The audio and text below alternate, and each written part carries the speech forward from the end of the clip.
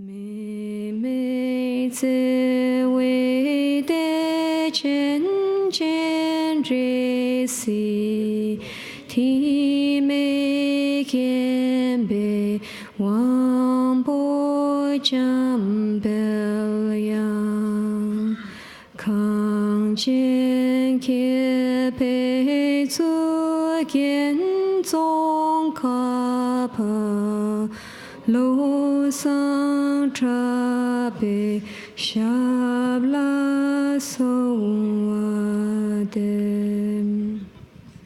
妹妹在为的真见热西，提美见被王波将表扬。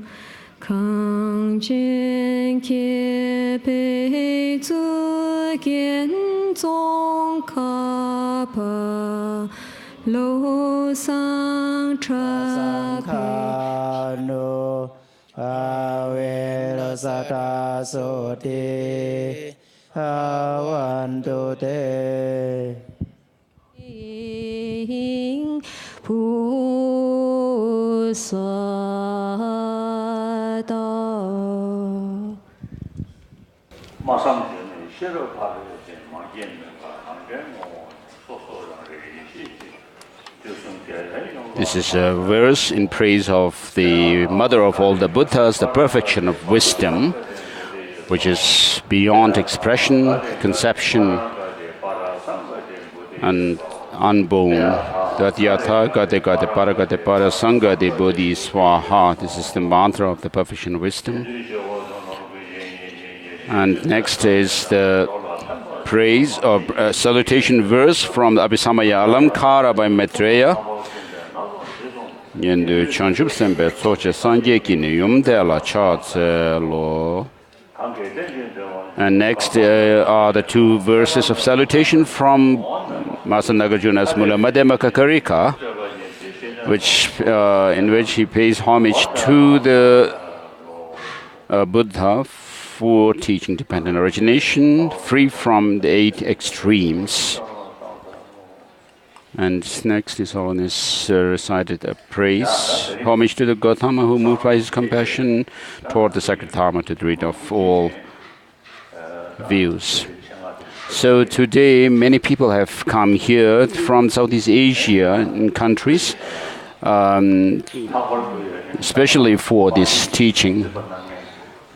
And with regard to the Buddhist tradition of Buddhism, we have the Pali tradition, and we have people, monks, bhikshus, from many of them from the Pali Theravada countries. And I wish to, for having come here, greet you all. I welcome you and greet you all.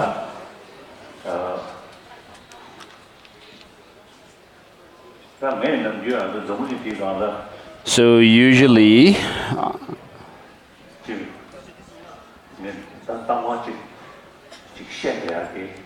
what I usually talk about around the world is, on the one hand, because I am one of the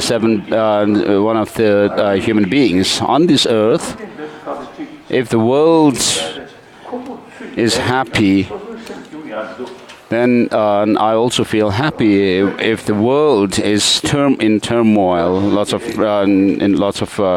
problems, and then I also don't feel happy.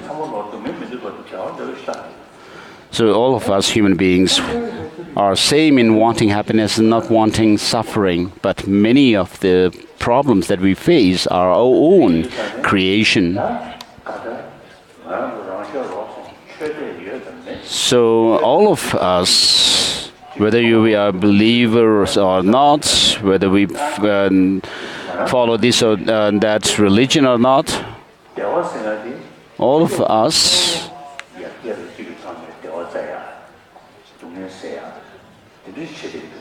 most of the people, what we do is try to find happiness from outside. So by doing such, it's very clear that we cannot overcome our mental suffering and problems.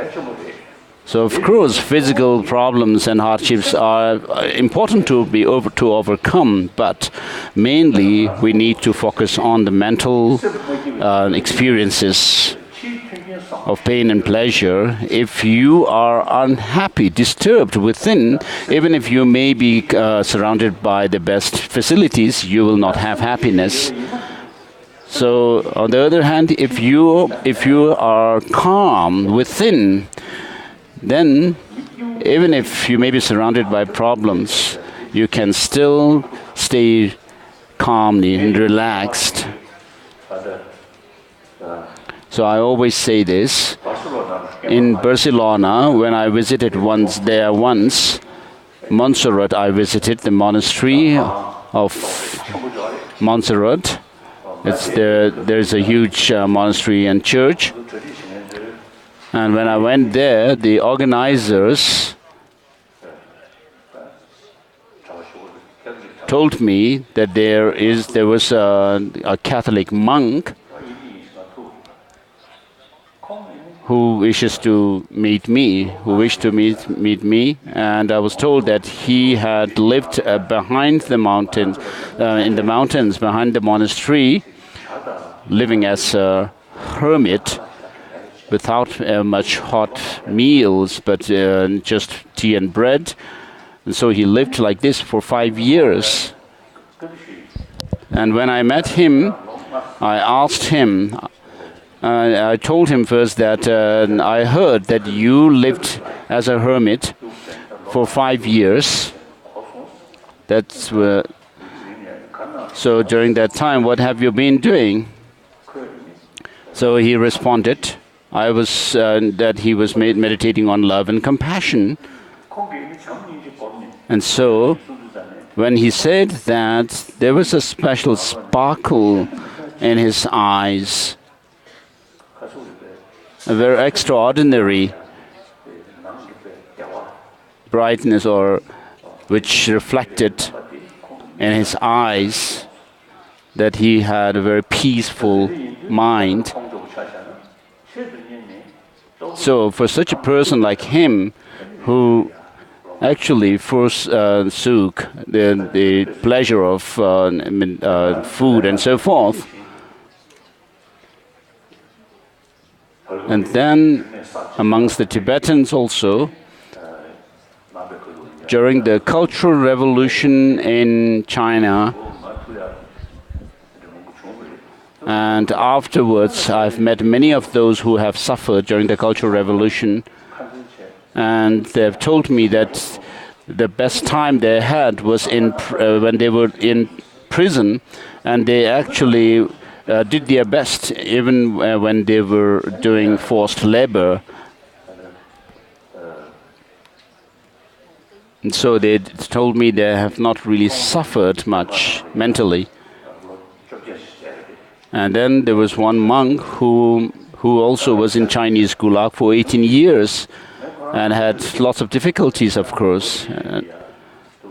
And when I was having a conversation with him, I asked him, what kind of difficulties did you have? And he told me sometimes, on some occasions, he felt some danger, and I took it to mean that he meant that it was a danger to his life.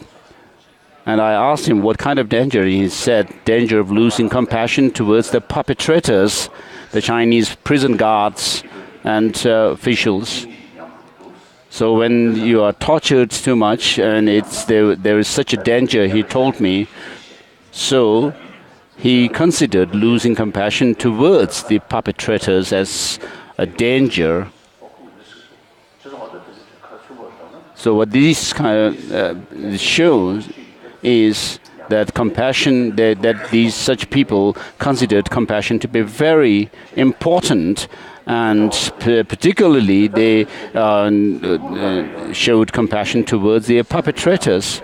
So although physically they were suffering a lot, but mentally they had relaxed state of mind, peaceful state of mind. And so between the pains of pleasure, pain and pleasure of between the body and the mind, mental pain and pleasure are more acute. So of course, due to scientific and technological advancements, we have created things, medicines and so forth, facilities which keep us physically fit, whereas it has not reduced our mental suffering. So whether you are believers or not, I always emphasize that that of love and compassion, which is innate in us, is very important. And some scientists even say today that the basic human nature is compassionate. So when I had such a meeting with, in that meeting when the scientist said that, he showed some animations of a child, who was 6 months or so, and pre-language or pre-verbal child. So the scientists were actually experimenting on the basic nature of the child.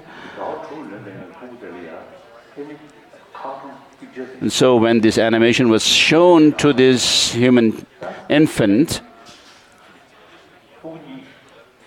in which two children, there were two children, and one was pushing a ball uphill, and another one comes in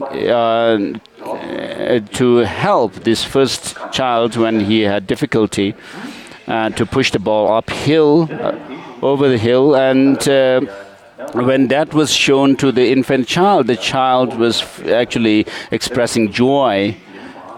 Whereas in another cartoon or the animation, a child was pushing, when the child was pushing the ball uphill, another child comes and actually obstructs it, pushes it down. And when that was shown to the infant child, the human infant child, the child was expressed unhappiness. And so this is what naturally the children actually express. When someone helping another one was shown to him, the child was happy, and whereas when the other one was shown, where the one child was obstructing the first child, it was not liked by this infant. And then medical scientists also say that when you have constantly angry and anxious, it actually depletes your immune system.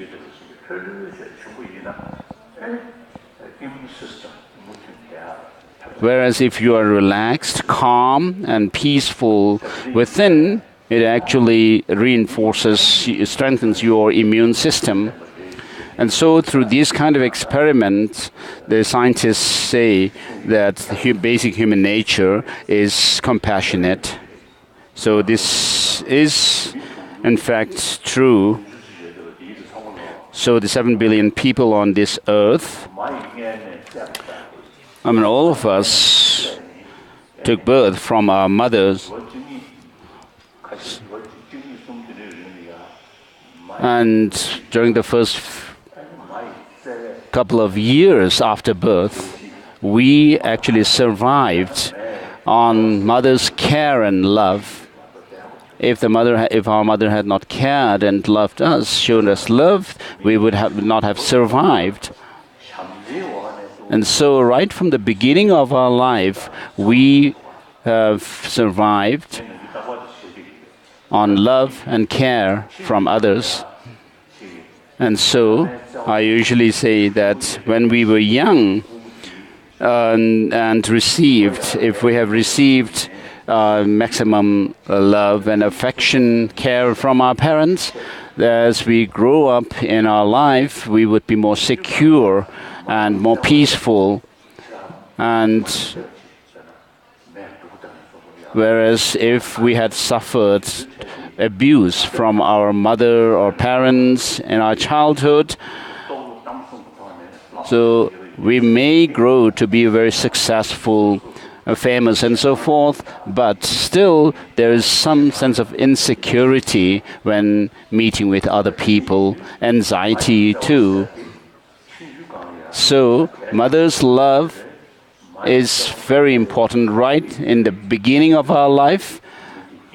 And on the basis of that care and love from our mother, it actually sustains us throughout our life.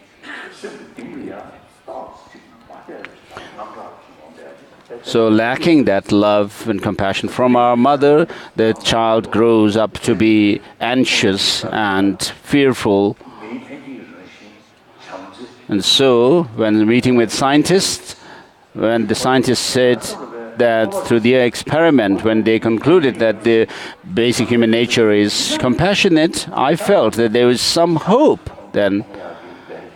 So if that is the case, we can actually cultivate it further to strengthen the love and compassion that we have innately. So if our innate nature or basic nature is an anger, and to cultivate, and then to cultivate, cultivating love and compassion would be just a secondary matter. Whereas if, because our basic nature is love, compassionate, there is an opportunity for us to strengthen it further through training. And so I make the point that love and compassion are our the root of our happiness. So if we have, for example, a poor family where the family members are caring and loving to one another, they may be beggars, but beggar family, but because of their love and care for each other, I mean, they'll be living a very happy life. Whereas a very wealthy family may, if in such a family, if the family members are not able to trust one another, but live in suspicion, and then the family will not live a happy life. So this is clear. And therefore, since all of us want happiness, the building block of happiness is love and compassion. So when you have people loving, smiling, and so forth towards you, it creates a very a beautiful atmosphere around you. So if you are not like that, then you would have to rather pretend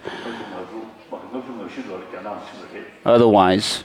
So in 1954, I visited China, and I met many of the Chinese leaders, including Mao Zedong. And so when I met them, I was quite apprehensive and anxious. And the surrounding looked like doomed. So the my two tutors, Ling Rinpoche and Gyabje Ling Rinpoche and Gyabje Chijang Rinpoche, as well as Panchen Lama Rinpoche were there. So Ling Rinpoche was feeling very nervous at that time. And then in 1956, I came to India on the Buddha Jayanti, 2500th anniversary of the Buddha Jayanti.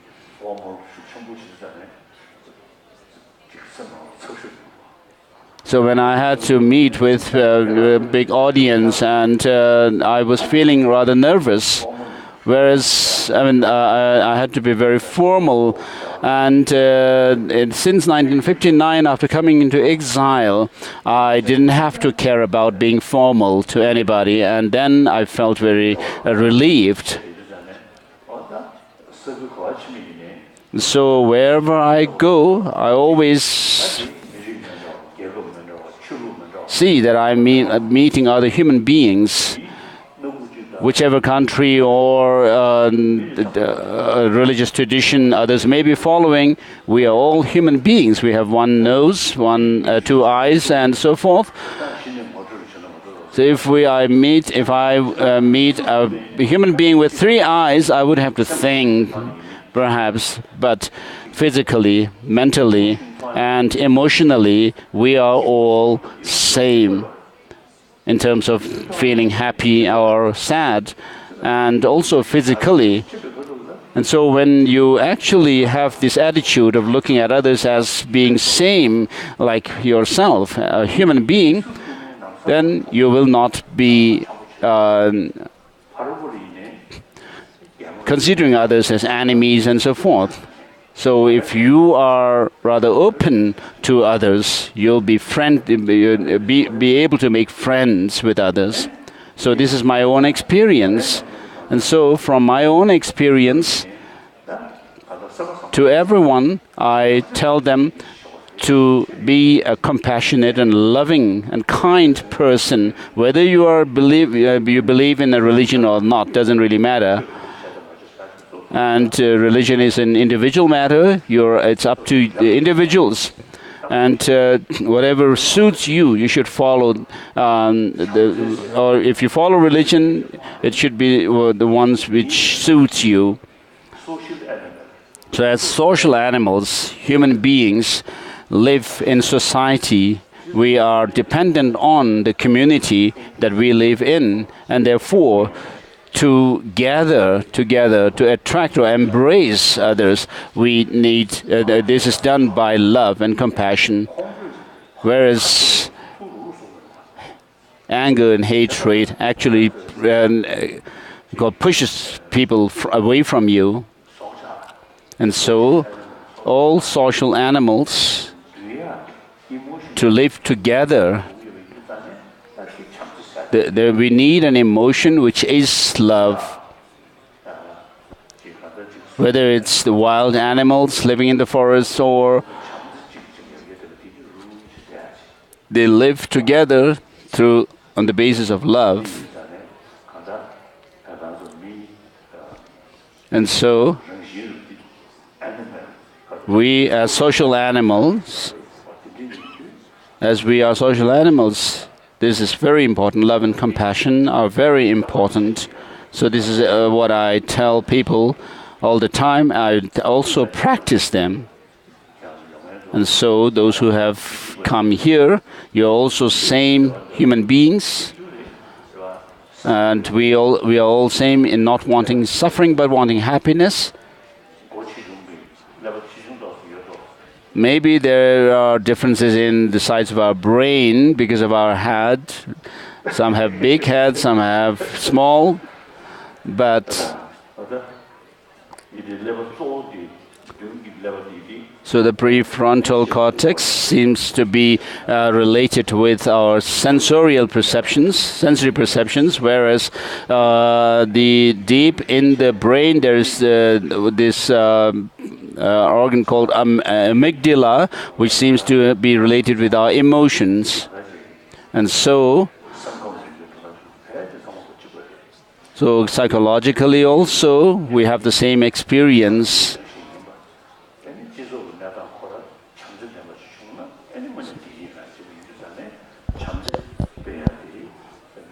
And so as social animals, it's very important to cultivate and love and compassion. So I make it a point to talk about love and compassion. So we are part of the 7 billion human beings.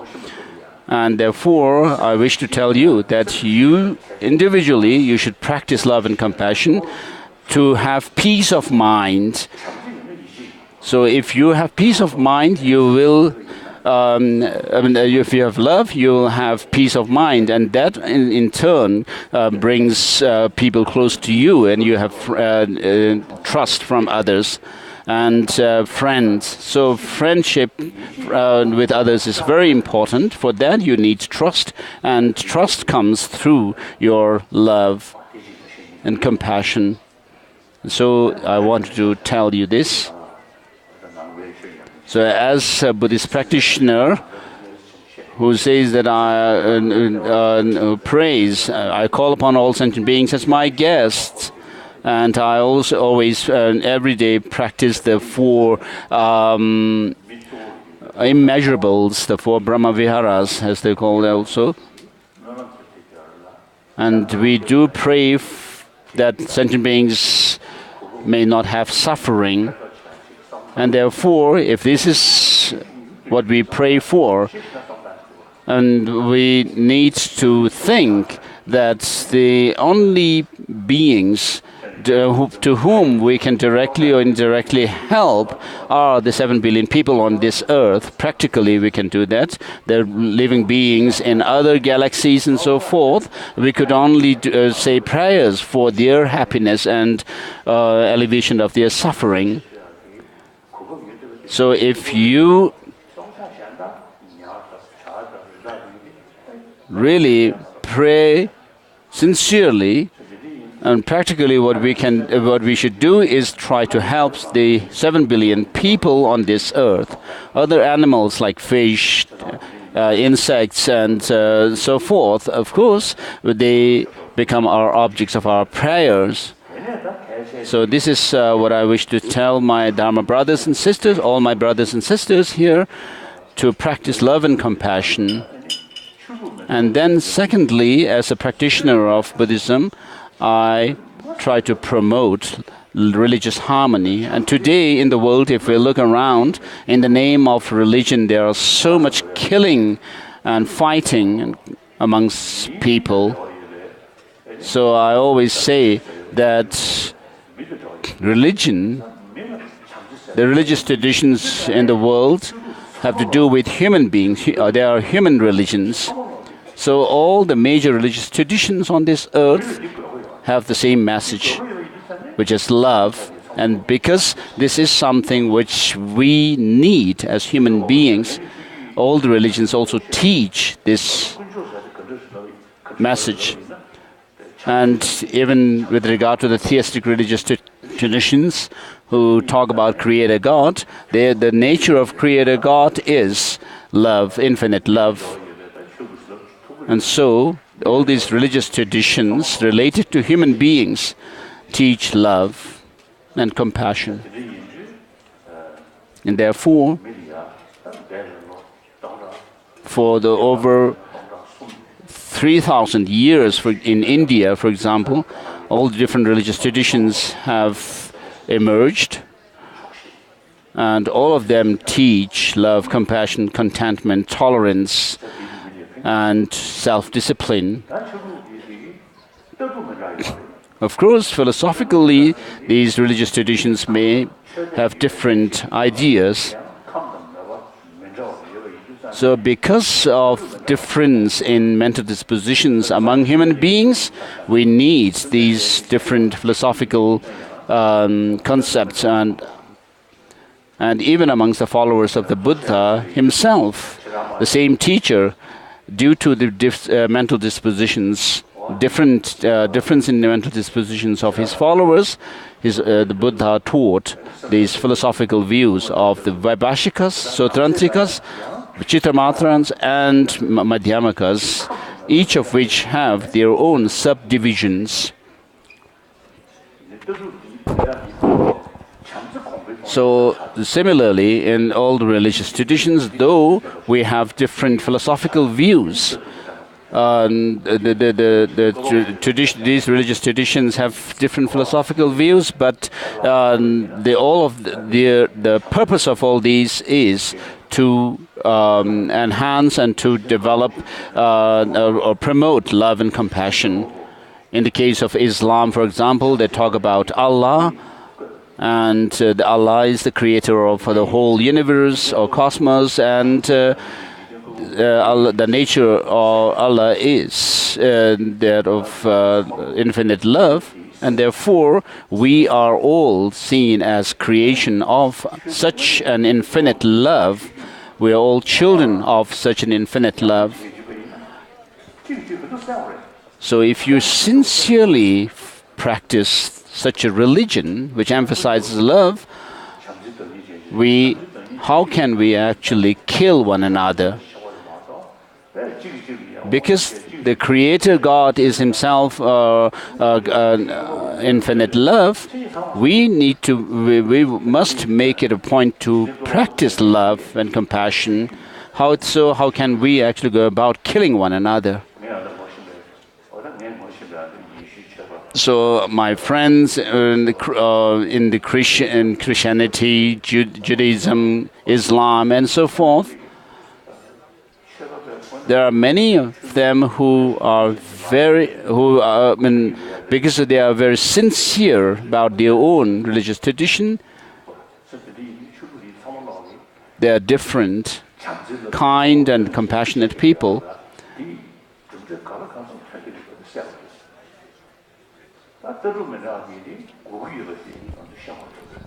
So the love and compassion are something which we need, and they do have impact on the world.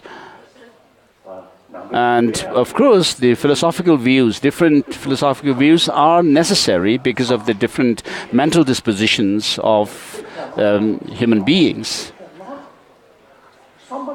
As I said earlier, religion is an individual matter. It's up to the individuals whether they want to follow a religion or not. But if you really follow a religion, you should be sincere about it. To practice love and compassion, which is the essential message. Whereas on the basis of this difference in the religious traditions, if we create division amongst ourselves, it's like this nectar of religion is turned into poison. So all the religious traditions benefit human beings. So religious harmony is very essential. I personally sincerely respect Christianity, Islam, because they help many people. And to be able to do this, I usually to show that it's possible to practice religious harmony, I usually use India as the example. Because in India, we have homegrown religions, like those of the Sankhya school, and from which the different strands of Hinduism and so forth developed. And then there are also Jainism and Buddhism, and then also later Sikhism developed in this very country. Whereas there are other religions which emigrated to this land, such as Christianity, Judaism, and Islam, and also the ancient Persian religion, Zoroastrianism. So the Parsis today in India and live mostly in Mumbai. There are less than 100,000 people who follow, but they have no fear living amongst the other people following other religions. Millions of them, in fact, amongst millions of them.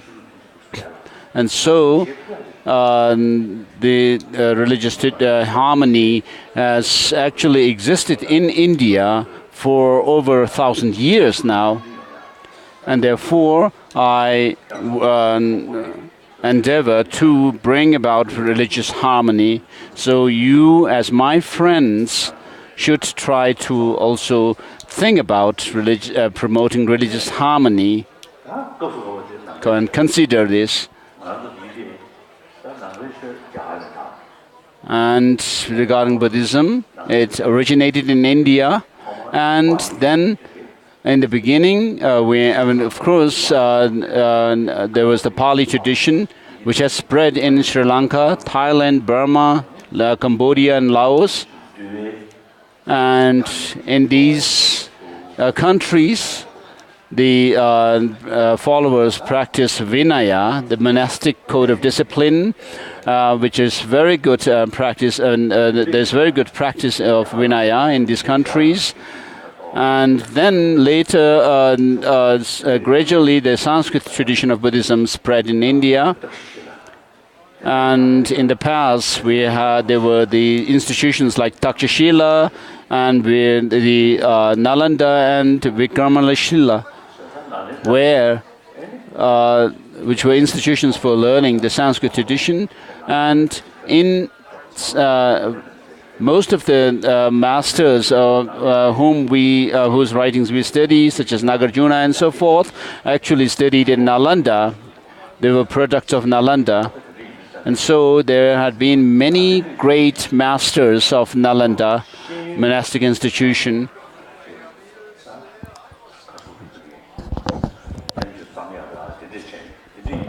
And so there was a very good education system in Nalanda through which many scholars emerged, and Sanskrit was the medium of their education. And so there were many scholars, masters who were products of Nalanda. And so this Nalanda tradition first spread from India to China. Tangsan or Xuanzang came to India, and when he came to India, there was Nagabodhi. It is said that somebody told me that at that time Tangsan had said that Nagabodhi was still alive. So this is what I heard from somebody. And so the Chinese are also followers of the Master Nagarjuna's tradition, the Sanskrit tradition. So it spread from India to China first, and then in the 8th century, the Tibetan king Chisung Detsen invited the Indian master Chandrakshita to Tibet, and he brought the Nalanda tradition to Tibet. He was himself a scholar of logic, and he has written the book on logic and epistemology, and also being a scholar of Madhyamaka, the philosophical school, he also wrote texts on Madhyamaka philosophy. And so in Nalanda, the study of logic was considered very important.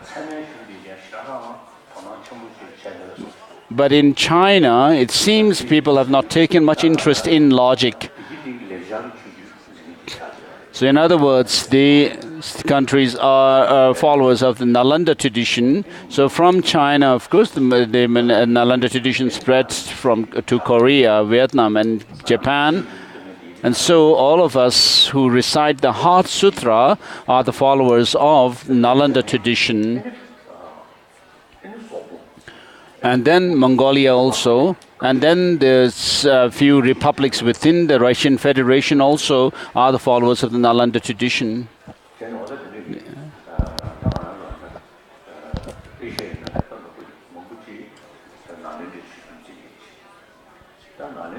So in many of the countries in Asia are followers of Nalanda tradition. And so I have written a praise to the 17 Nalanda masters.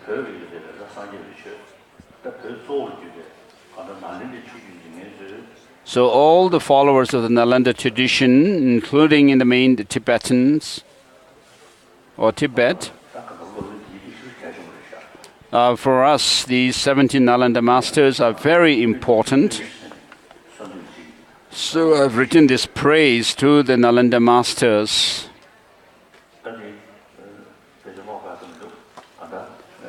Oh, it's here.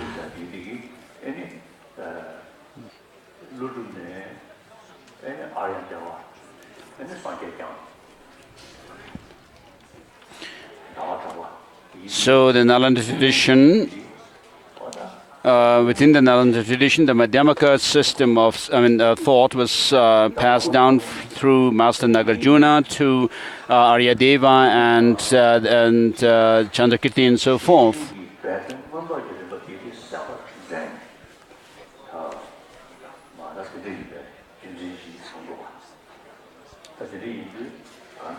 And then there is also the lineage of the implicit or the content of the Panchaparamita Perfection of Wisdom Sutras.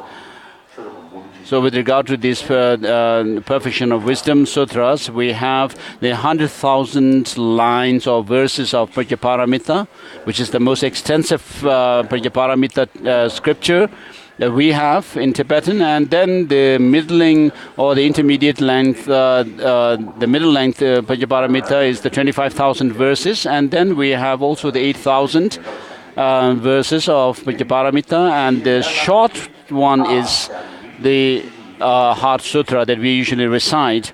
And the shortest one or the easiest Panchaparamita Sutra is the sutra, which is only called made up of this single R syllable, and what that short R actually represents or is that things have no objective independent existence, which is how things do appear to us. And in the Heart Sutra, there is form is empty, emptiness is form, emptiness is no other than form, and form too is no other than emptiness. And then it goes on to say there's no eye, no form, no sound, and so forth, and no eye, no ear, no nose, and so forth. So this, the negative term no does not actually mean that the eye, nose, ear, and so forth do not exist, because the Buddha actually gave teachings. So if he was actually saying that the eye, ear, and so forth do not exist, while they do exist, I mean, then it would be going against our empirical experience. Now, what does it mean when the Buddha said no eye, no ear, no form, and so forth is, though things do exist by way of convention, worldly convention, but how the things appear to us is as if they have some kind of independent objective existence. So if they were to exist the way they appear to us, what's wrong with that?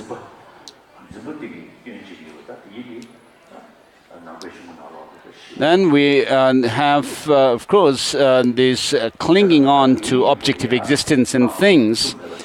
And that causes us problems, and therefore we need to consider that the point that things do not exist the way they appear to us. So I want to say this: right after his enlightenment, the Buddha said, "This peaceful and profound, peaceful."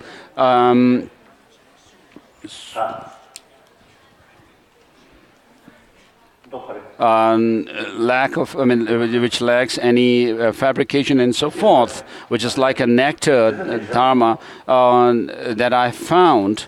So His Holiness is asking which sutra is it in, and somebody responded by saying that in the it is found in the Avatamsaka Sutra.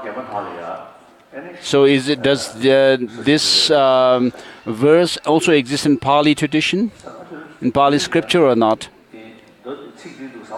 So when I actually think about this verse, which says,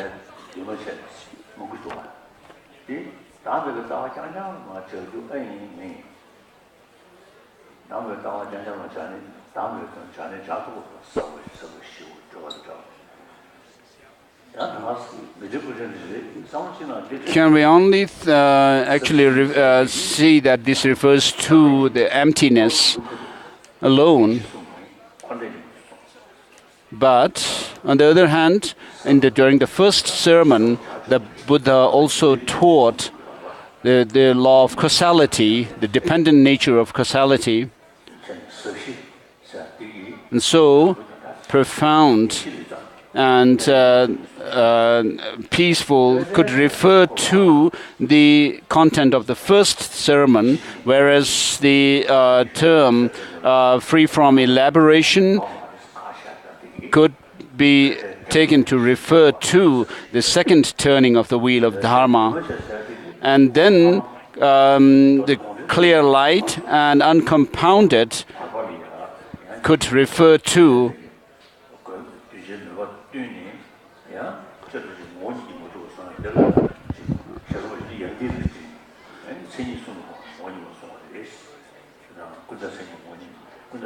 Of course, having taught the second turning of the wheel of the Dharma, there were those disciples or followers who could not take it literally. Therefore, it had to be interpreted by saying by talking about the three natures, the dependent, the imputed, and the perfect natures. And therefore, by thinking of these three natures, the Buddha was said to have taught the second turning of the wheel of Dharma. This is one set of teaching of the third turning of the wheel of Dharma, but there is another set of the third turning of the wheel of Dharma. So the first turning of the wheel of Dharma lays down the foundation of the Buddhism, and then the second turning shows that of the free from elaborations or fabrications, which refers to the emptiness, the objective emptiness, and then object clear light, and then during this third turning, the second set of the third turning, where we find the Tathagata Garbha Sutra, the Buddha taught there of the Buddha nature, or Tathagata Garbha. And so this the freedom from the clear light and that uncompounded nature could be a reference to, taken to be a reference to this set of the third turning of the wheel of Dharma. And therefore, we can say within this verse, this verse could actually cover all three turnings of the wheel of Dharma. And then there is also in the tantric teachings, in the Sakya tradition, they mention the union of clarity and emptiness. So which actually are explained in connection or with the third turning of the wheel of Dharma. So in the Sanskrit tradition, there is so much explanation of emptiness, and in the third turning, there is teaching on the subjective clear light of mind, which is also found in the Mahayana Uttara Tantra treatise. And the clear light, actually, the actual clear light is shown in the Ayurveda Yoga Tantra. And as a prelude to that, we have the third turning, the Tathagata Garbha Sutra set of teachings, where the clear light is also mentioned. So the Sanskrit tradition that we study the texts that we study were written by the 17 Nalanda masters.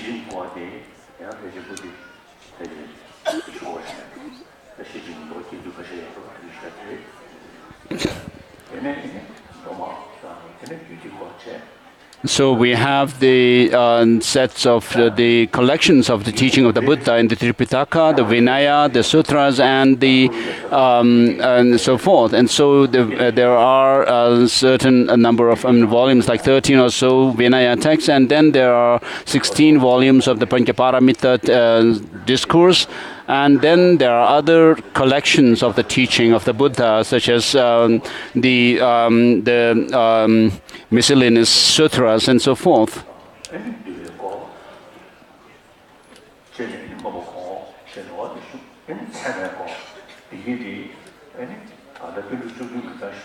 So the writings of the 17 Nalanda masters are very important for us. Where we, in their writings, we also find texts on Vinaya, logic and epistemology, Abhidharma, and so forth.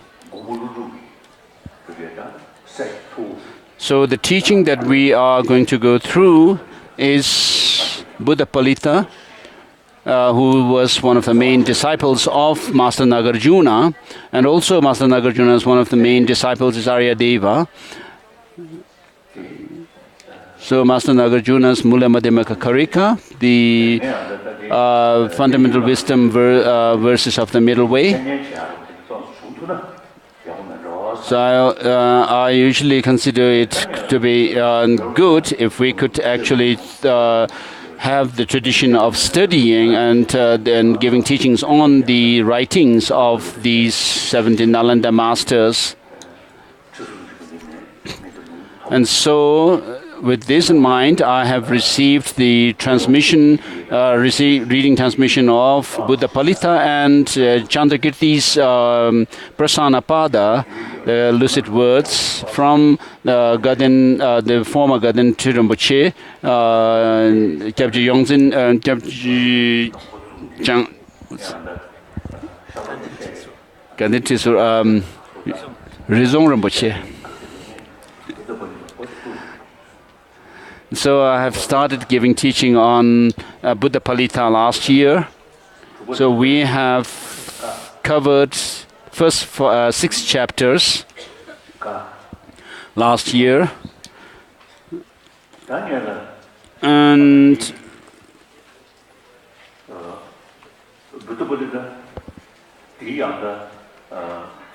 so with regard to Buddha Palita,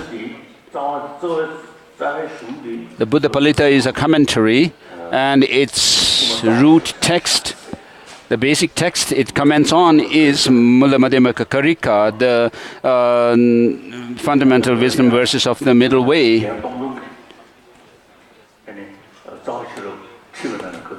So when Tongpen Rinpoche taught the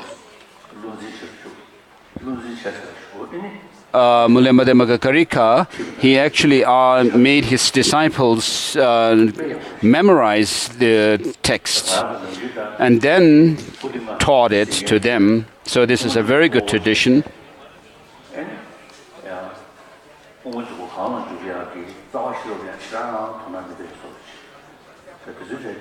So of course there is, in our monastic institutions, the monks do study Madhyamaka Avatara written by Chandrakirti, but it seems there is less attention paid to the Mula Madhyamaka Karika itself, which is the basic text on which Madhyamaka Avatara is a commentary. So I have memorized some of the root text that we study, but it seems now I have forgotten most of them. And for example, I have memorized the versified text on Vinaya. So with regard to emptiness, earlier on, I had not much interest in my childhood. When I was young,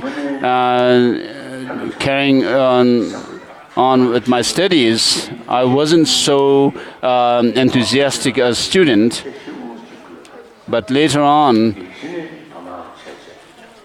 I actually began taking interest in the emptiness, and found that these the texts that we study, which come from the Nalanda tradition, have much to say on logic and epistemology as well as psychology.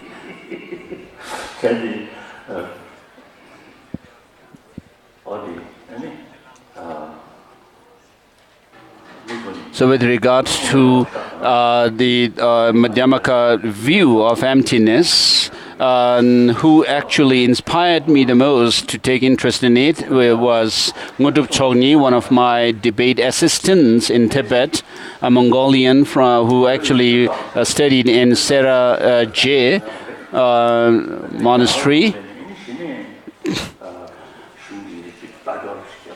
And although I did study the Madhyamaka's texts in Tibet, but after coming into exile, I actually went over these texts. And with regard to the Mula Madhyamaka Karika, these two chapters, chapter 18 and chapter 24, are very important chapters from this text. Do you have the translation of the Mula Madhyamaka Karika in Korean? In any case, the Mula Madhyamaka Karika is a very important text.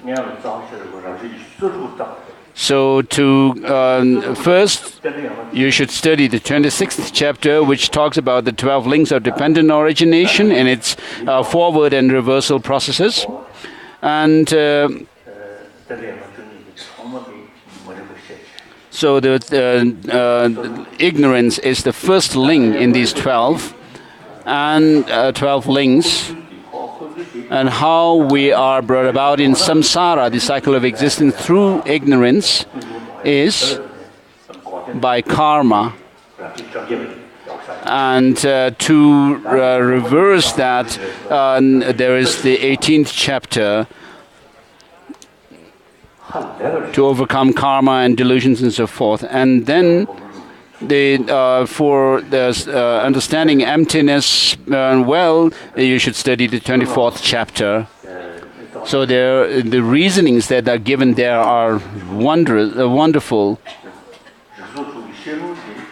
So I received a teaching, transmission on the Mula Madhyamaka Karika from my teacher, Kunalama Rinpoche Tenzin Gelsen from Kinur.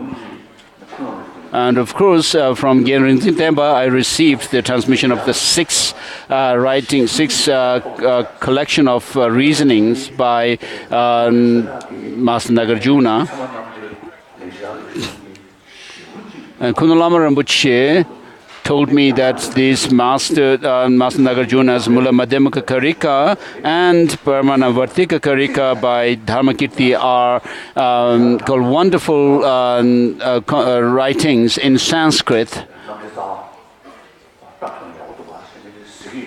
So I urge people to study that of the Paramavartika Karika by Dharmakirti. So entering the Madhyamaka or middle way is the text written by Chandrakirti Madhyamaka Avatara, and what it enters into is this Madhyamaka Karika.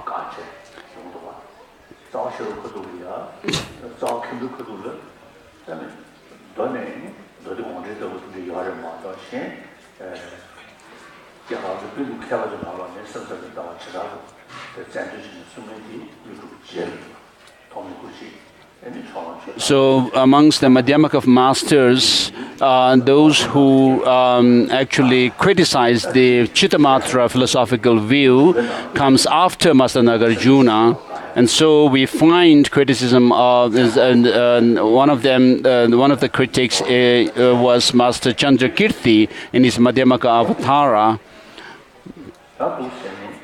who wrote the Madhyamaka Avatara and its auto-commentary as a supplement to the Madhyamaka, Mula Madhyamaka Karika. Liberation is when you extinguish karma and afflictions, and karma and afflictions arise through conceptual construction, and these in turn arise through our mental fabrication, and that is ended by emptiness. And so our mental afflictions, such as attachment and anger, come or arise on the basis of mental conceptual constructs, which is called improper or inappropriate mentation. And one of my American scientist friends is Aaron Beck. When I first met him, he was an American. He was 84 And he is not a religious person as such, but he was someone who treated the people who have psychiatric problems because of anger and hatred. And so, having treated such people for a few decades, from his experience, he concluded that from his experience of having treated such people, that when someone is angry at something or somebody, that object or the person appears absolutely negative, but actually the 90% of that negativeness is our own mental projection. So this is exactly what is said in the Mula Madhyamaka Karika when he says karma and afflictions arise from that of the inappropriate mentation.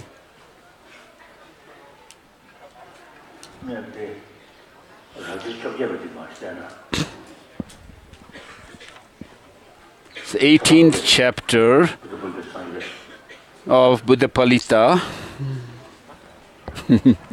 We don't have the translation, of course. His Holiness is referring to chapter 18.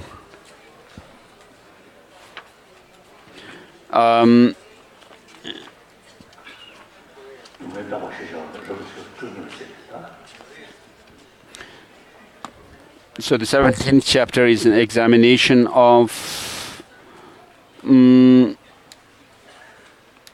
karma and its effects, or the karma and result, action and its result.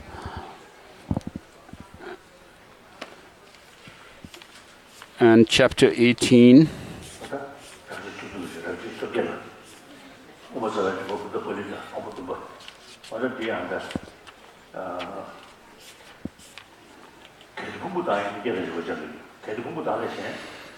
Is the examination of self and phenomena.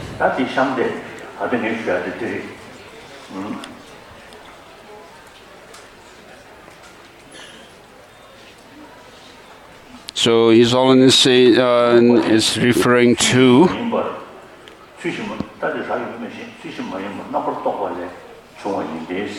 so it says in the commentary, the mental afflictions arise through these inappropriate mental mentation.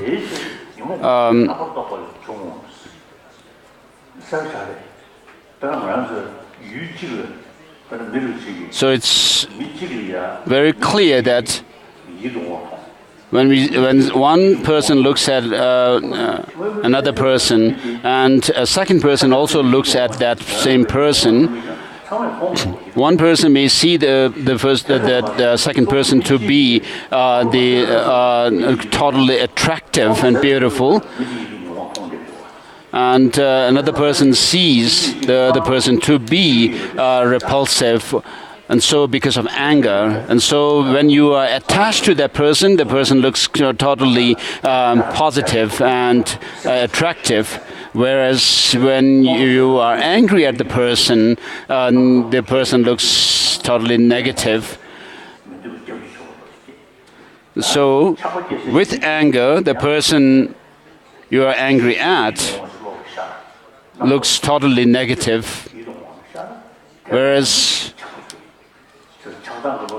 when you become attached to the person actually looks totally attractive. So on top of the attractiveness or the ugliness, whichever is there, we also exaggerate the attractiveness or the ugliness in the person because of our attachment and anger.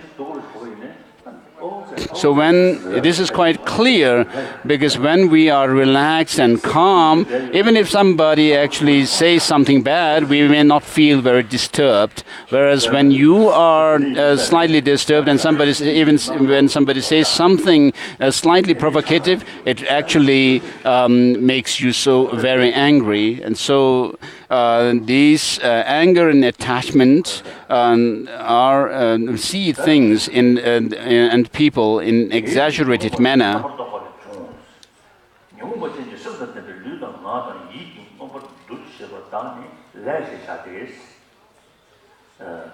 So karma is what is created through our body, speech, and mind because of being called under the influence of our mental afflictions. And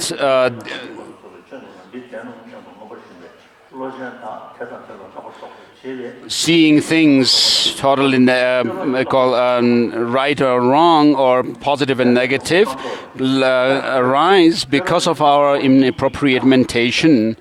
And those inappropriate mentations also arise through our fabrication, and that is done away with or seized by emptiness.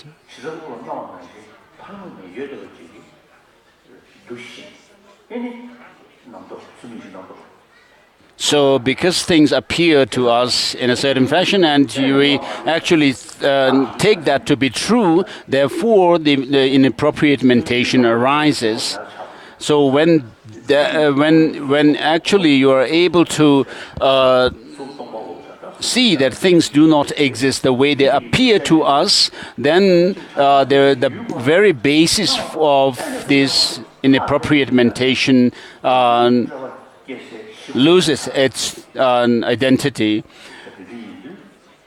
and therefore we can also lose this holding on to things having some independent objective existence. And that is actually done through that of understanding of emptiness. And Kuno Lama Rinpoche also, while reading this verse, said that in the Sanskrit one can read this final line in the instrumental case or where it says this is ended by emptiness, whereas if you take this line and read it as this fabrication ends within the emptiness, then that shows that of this true cessation, and the previous one reading shows that of the true path. So this verse is very important. So with regard to emptiness, in the 24th chapter of Mula Madhyamaka Karika, the Buddhist essentialists or the realists say that the Madhyamakas are nihilists. And the Master Nagarjuna responds to them and says that what is said to be dependently originated is said to be empty, and that itself is designated, and that is the middle way. And what is since things are said to be dependently arisen, therefore there's nothing which is not dependent, therefore there is nothing which is not empty. So these two verses, through these two verses, he responds to the realists, Buddhist realists. So he's not, using only the other reasonings or to prove the emptiness, such as the reasoning of lack of one and many and so forth, which actually shows emptiness from the in terms of negative terms, and whereas Master Nagarjuna says since things are dependently originated, therefore they are empty.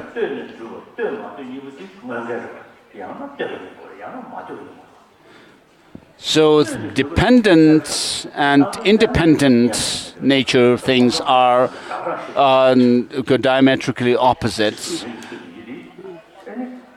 So things could either be one or the other, and therefore even the quantum physicists, when they say that things have no objective existence,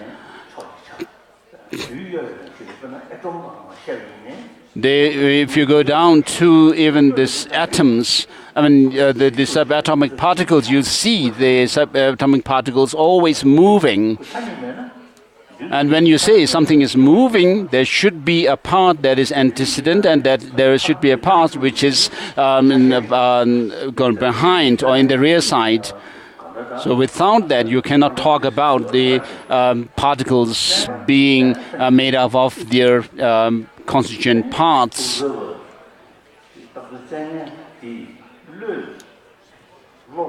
So the quantum physicists say that nothing objectively exists. But in relation to matter, of course, they do say that. And they say as long as there is an observer, there is an observed object.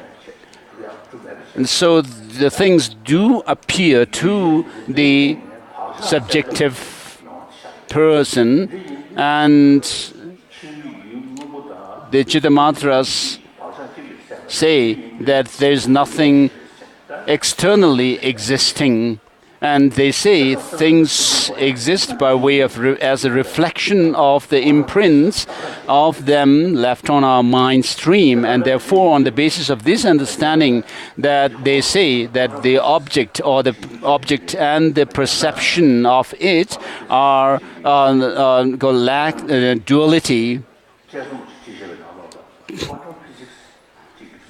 And the quantum physicists also say that as long as there is an observer, there is an observed object. And with regard to the quantum physicists, I've found one article written by, seen one article written by a Chinese quantum physicist who has said that someone who is fully convinced of quantum physics, this idea of nothing existing objectively, and fully convinced with it, and the person, such a person's reaction towards things is not to see things in black and white. So, of course, quantum physicists are not talking about overcoming our negative emotions through this understanding, but the Buddhist understanding of things having no objective independent existence is to combat our mental afflictions. And as I said earlier, the Buddha himself considered it very important to, when he mentioned that this nectar-like Dharma I have found, which is profound, peaceful, clear light and unfabricated and so forth, which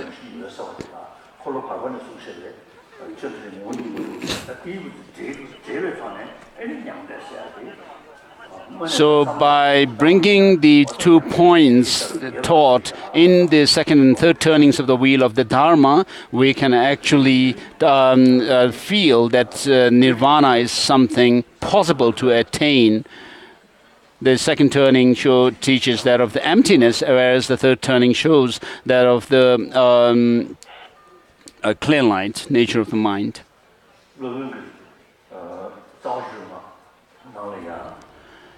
In the Mula Madhyamaka Karika, Master Nagarjuna says, and he actually uses negative terms mainly. So when you feel convinced that things have no objective independent existence,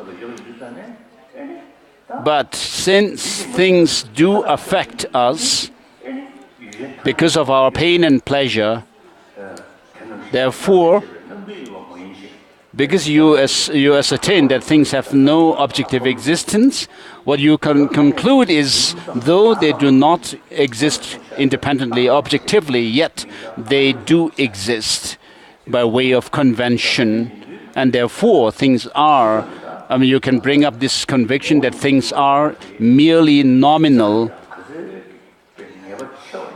So the greater conviction you have of things being devoid of objective existence, the greater your understanding of insight into the illusory nature of things.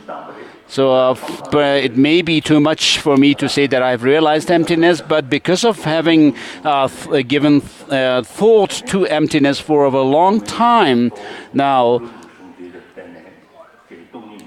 I can say that I have some feeling or experience of feeling for emptiness, that is by reading Master Nagarjuna's texts and so forth. So this really helps you to transform your mind, and your narrow-mindedness and selfish nature can be overcome through the understanding of emptiness and altruistic spirit of enlightenment, bodhicitta.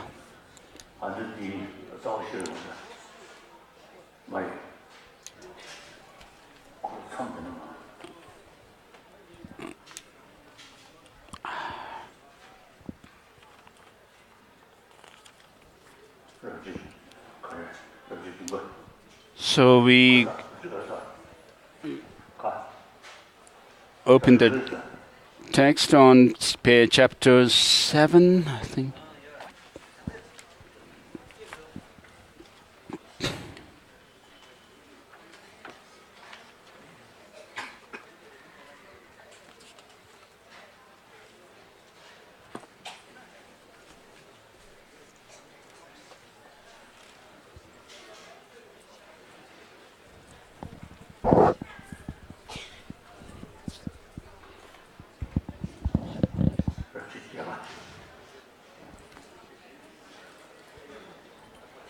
Chapter 7 or 8?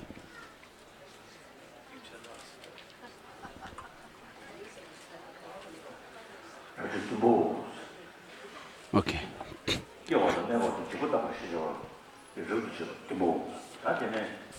So we go on to chapter 8.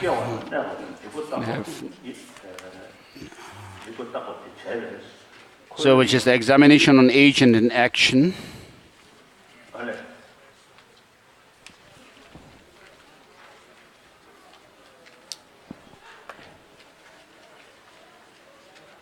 Oh, I think young Rinpoche got up and told His Holiness something else.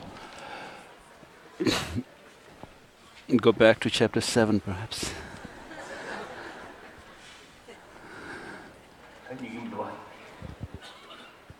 His Holiness says he's having difficulty finding the page.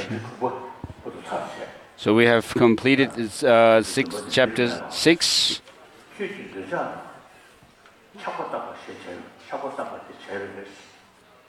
So chapter 7, the examination arising, enduring, and disintegrating. Through your examination of attachment and someone with attachment, you have inspired me to hear about emptiness. Therefore, it would now be appropriate to investigate the characteristics of conditioned phenomena.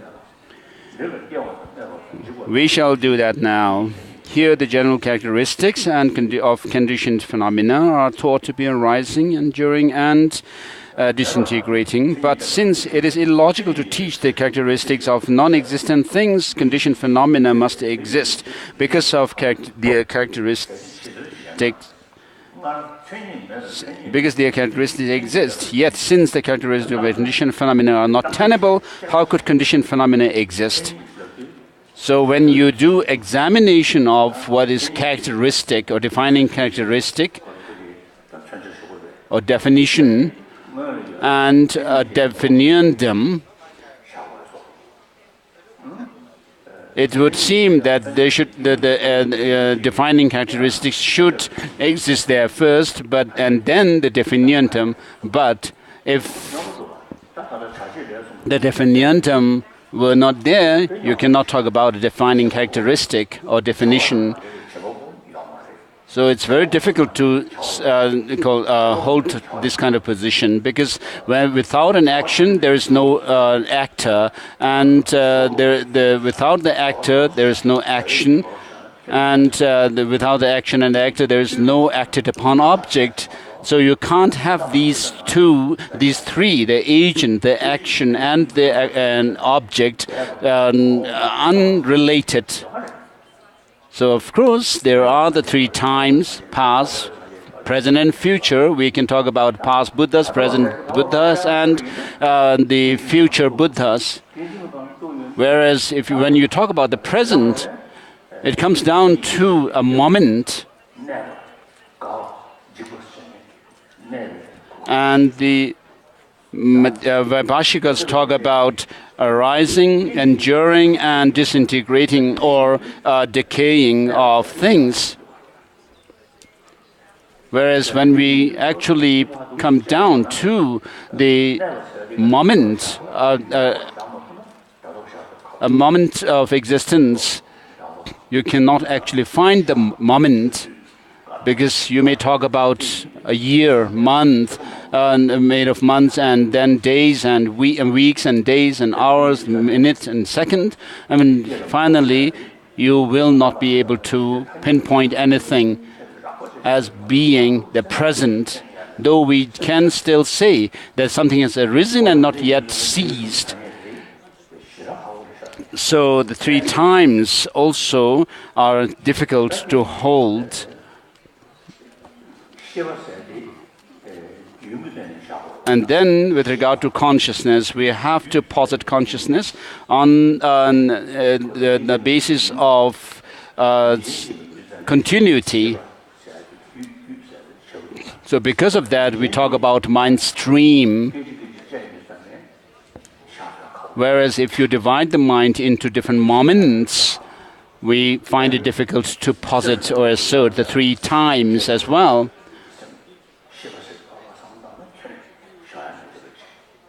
So it's very important to understand this on the basis of the mind. When we talk about the mind being the present and past and future, nothing can be pinpointed as being the present.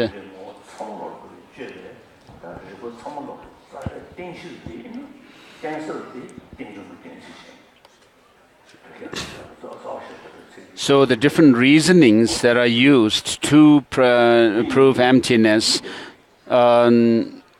such as the diamond splinter, reason of diamond splinter and so forth, are all finally based on the understanding of dependent origination.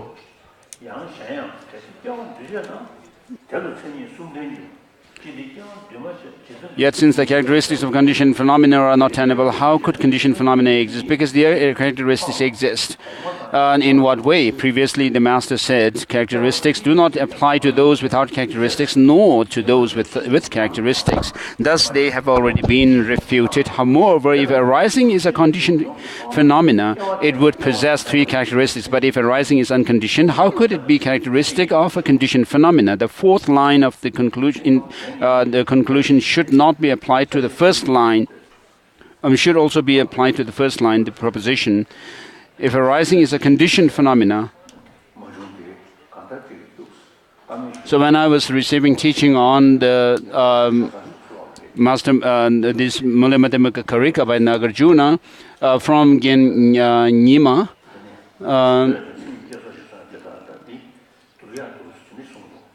he was actually telling me that what is taught in Abhidhammakosha Karika, which when it deals with the compounded phenomena and having the four characteristics, the defining characteristics such as arising and so forth, and these lines could be compared.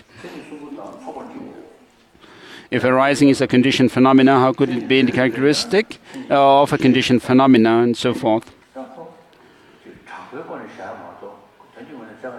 So, of course, when we talk about the characteristics of arising, enduring, and disintegrating, nothing can be found to have any objective independent existence, but they could be still posited in terms of conventional.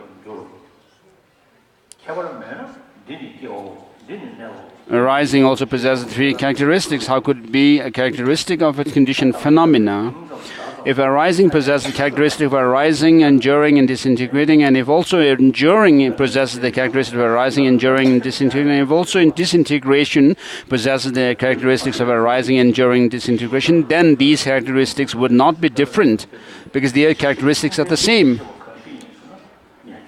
So nothing whatever can be found when you put them under the lens of critical analysis, looking for their, searching for their identity, just as it is said in the 22nd chapter of Mula Madhyamaka Karika in examining the Tathagata.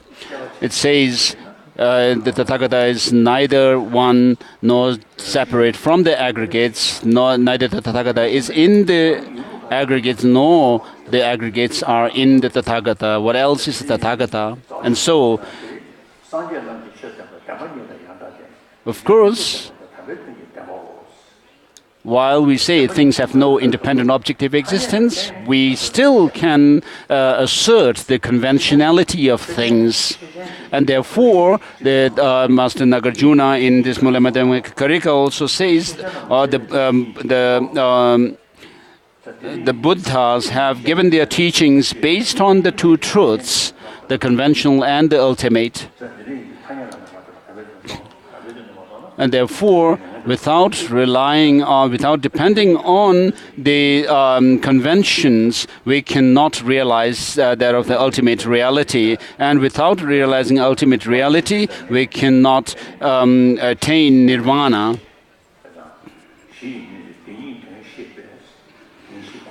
And therefore, in my prayer to the 17 Nalanda Masters, I have written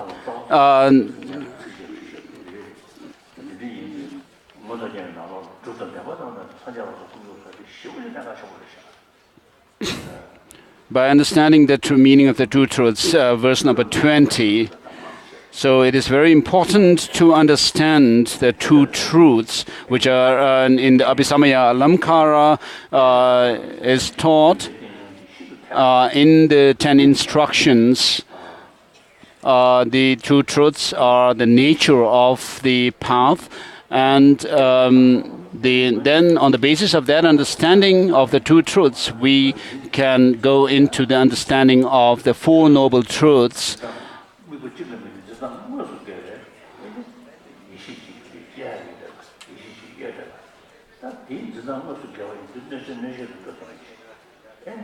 So we can see that we can develop a wisdom which goes directly counter to our ignorance, which holds on to things having some objective existence, whereas this wisdom sees the lack of that independent existence in things, and therefore it can, though both look at the same object, their perception are completely opposite, and therefore these the ignorance and so forth can be overcome.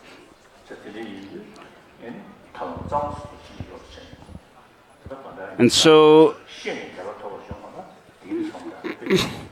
I say, may I be blessed. No, sorry. By understanding the meaning of the truth, the way things exist, we ascertain through the four truths how we enter and exit cyclic existence, and engendered by valid cognition, our faith in the three refuges will be firm. So on the basis of these understanding of the two truths, we can generate or cultivate or develop the understanding of the Four Noble Truths, on the basis of which we can see that the ignorance and so forth can be overcome, and therefore this valid cognition engendered by this valid cognition, our faith in the three jewels will be firm. May I be blessed to establish the root of the path to liberation. And Master Nagarjuna, in his salutation verse of Mula Madhyamaka Karika, salutes the Buddha for being the best of the teachers, for teaching dependent origination, which is free from the 8 extremes.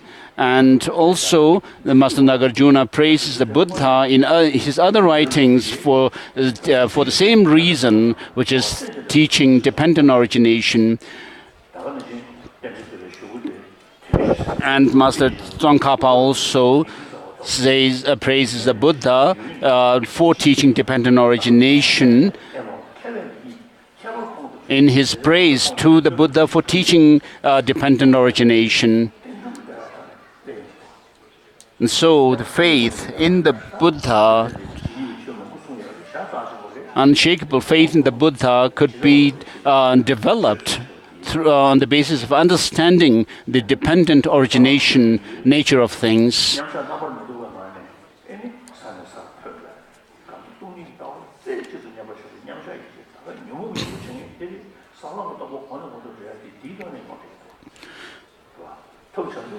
So understanding of dependent origination also helps to overcome our afflictions, and also to tread along the path to liberation.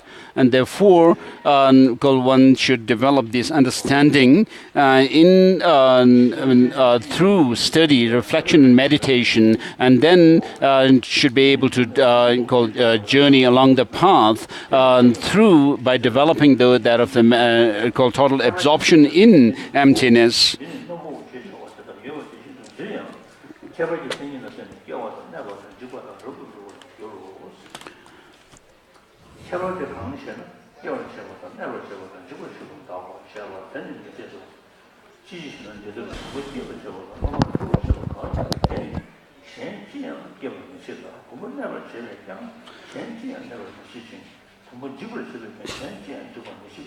So there is no fault for, just as they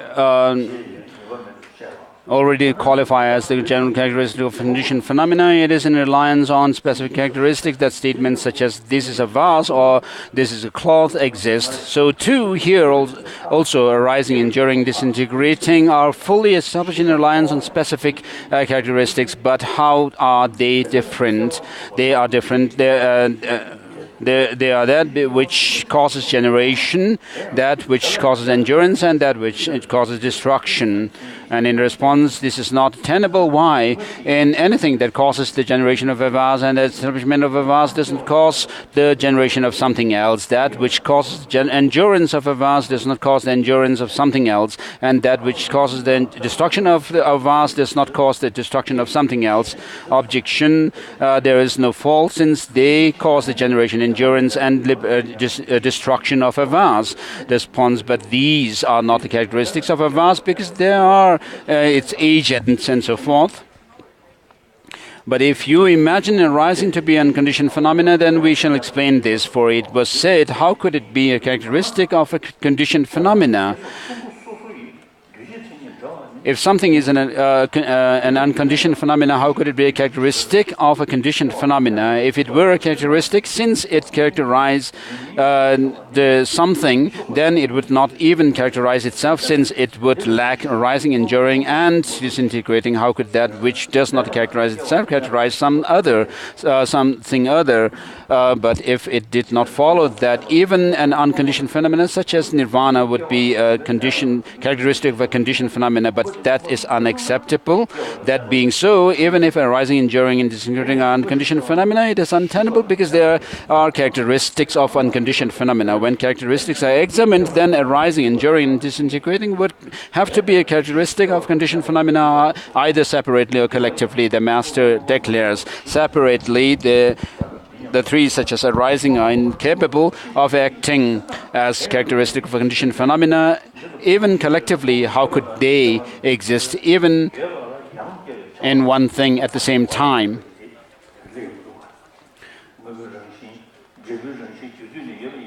So if the nature of the effect were to exist right at the time of its cause, then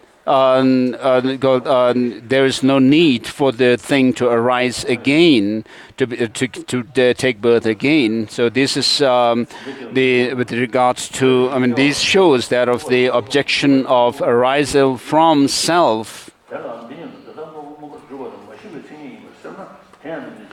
Also, arising, enduring, disintegrating are incapable of separately acting as characteristics of conditioned phenomena. The term incapable ultimately means inadequate, or inability and insufficient or not able, but what way? First, arising, enduring, disintegrating are not tenable. For things lack that capability and are non-existent. Thus, arising, enduring, disintegrating are dependent on things. For if the arising of a vase, the enduring of a vase and the disintegrating of a vase did not actually establish the vase, then what would arising, enduring, disintegrating be the characteristics of? To say it is disintegrating means it has disintegrated, and it is non-existent, for that which has that characteristic does not exist.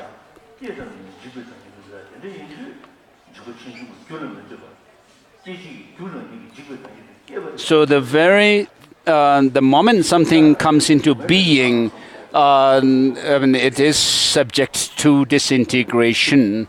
And so the very cause which it brings about something is the cause for its disintegration. So this is a very, to understand this is quite profound.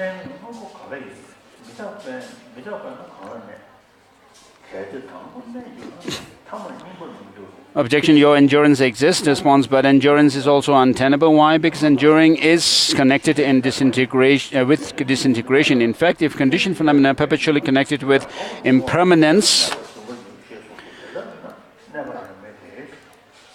how could they endure? Because enduring and disintegrating are contradictory. It is said below, it is not attainable that a thing now ceasing endures. It is untenable for that which is not now ceasing to be a thing.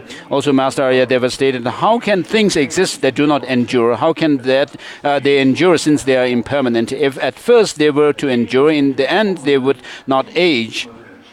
If perpetual entities are impermanent, perpetual entities would not endure. Or else that which was permanent before would become impermanent later. If things are impermanent and endure simultaneously, either being impermanent is wrong or enduring is false. And that being so, also enduring does not exist. And if it does not exist, how could it be a characteristic of conditioned phenomena?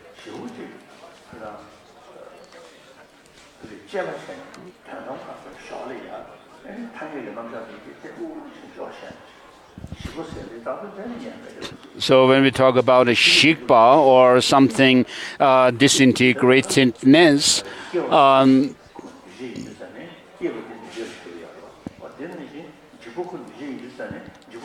since disintegrating of a thing is impermanent, therefore that disintegratedness also is impermanent, which is a thing that is brought about by its cause.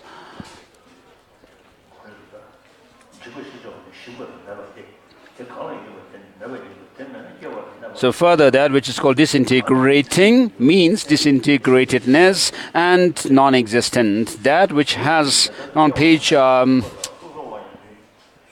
no page number, is it? 4.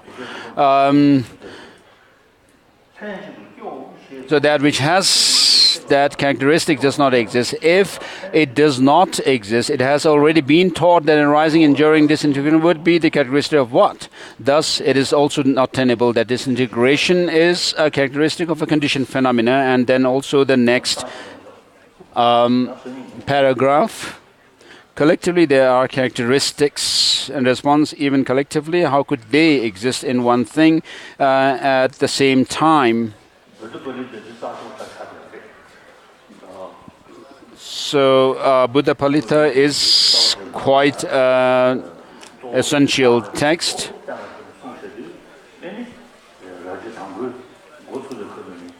So because Master Nagarjuna mainly emphasizes on the teaching, emphasizes the teaching of emptiness, right from the beginning of his book, Mula Madhyamaka Karika, he rejects things having any objective independent existence, whilst still maintaining that things do exist by convention. And in the mystical biography of Master Tsongkhapa, it is mentioned that he had a dream of Master Nagarjuna surrounded by his disciples, and amongst them was Buddhapalita. And Buddhapalita in the dream touched the Buddhapalita text on his head, and then the next morning Master Tsongkhapa was said to have actually gained this true insight into emptiness based on Buddhapalita. And Buddhapalita was a disciple of Master Nagarjuna.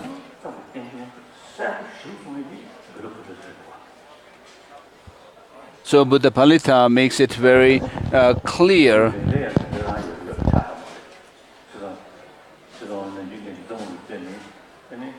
that dependent arising is the main reason to gain insight into emptiness. Whereas Bhaviveka is not does not do so.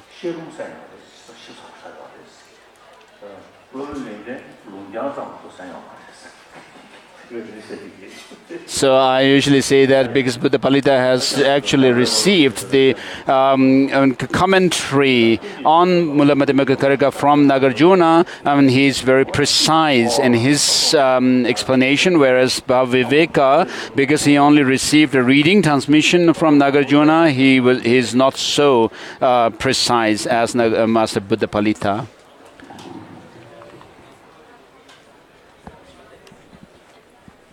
I don't know where he stopped.